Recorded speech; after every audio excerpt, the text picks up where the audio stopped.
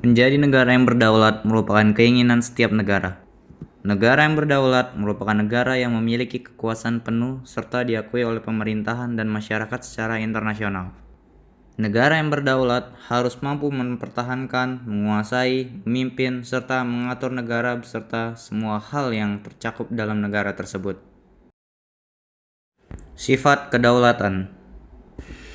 Seorang ahli tata negara berasal dari Prancis yang hidup di tahun 1500-an bernama Jean Bodin memaparkan bahwa kedaulatan adalah kekuasaan tertinggi untuk menentukan hukum dalam suatu negara.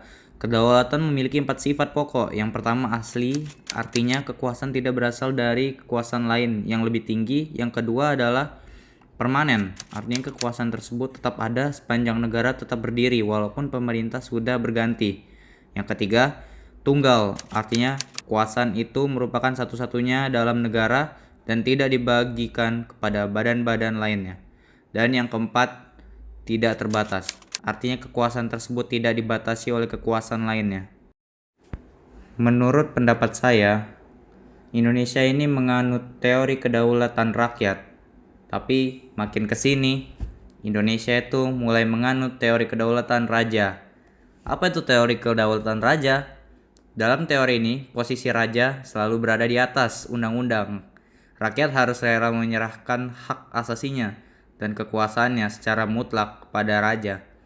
Hal ini sangat jelas terlihat di Indonesia. Apalagi kita sekarang punya raja yang namanya Raja Jawa.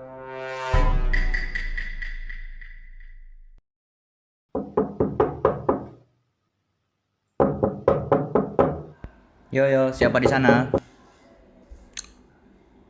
Hah? Pak Jokowi? Kenapa Kak? Pak, pengen kosan saya, Pak? Enggak, Pak, saya nggak ngina Bapak, Pak. Pak, Bapak ngapain, Pak? Pak!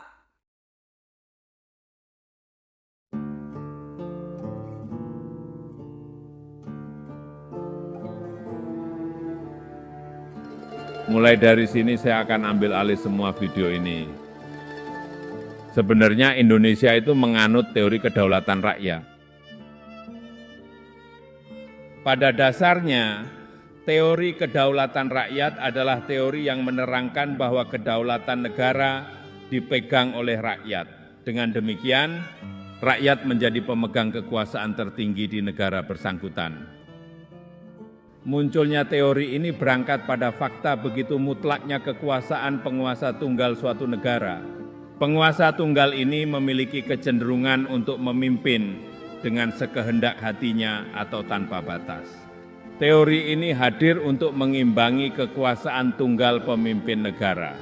Adapun teori kedaulatan rakyat kemudian diberi pengertian sebagai pemerintahan dari rakyat oleh rakyat dan untuk rakyat.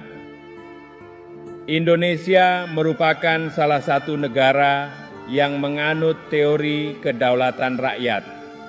Hal ini tertuang dalam pasal 1 ayat 2 UUD 1945 yang berbunyi, kedaulatan berada di tangan rakyat dan dilaksanakan menurut Undang-Undang Dasar.